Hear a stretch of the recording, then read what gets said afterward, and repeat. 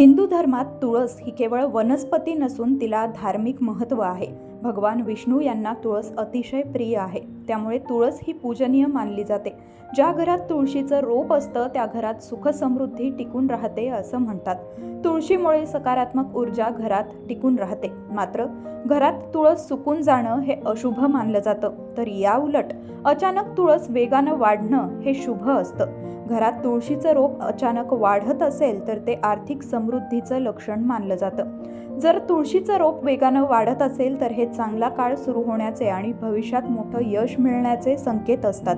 तुम्हाला लवकरच आर्थिक लाभ मिळू शकतो। विशेष काळजी न घेता जर तुळशीचं रोप वेगानं वाढत असेल तर तुम्हाला लक्ष्मी देवीचा आशीर्वाद मिळण्याची शक्यता असते।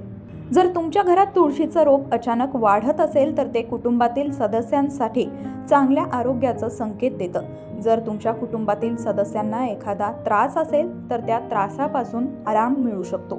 तुळशीचं रोप वाढून त्याची पानं हिरवीगार दिसत असतील तर घरात वास्तू दोष नसल्याचं हे लक्षण मानलं जातं, कारण वास्तुशास्त्रानुसार ज्या ठिकाणी सकारात्मक ऊर्जा असते तिथंच तुळशीची वाढ होत असते। त्यामुळे घरात ऊर्जेचा प्रवाह योग्य दिशेनं असून नकारात्मक ऊर्जा नसल्याचं हे लक्षण आहे।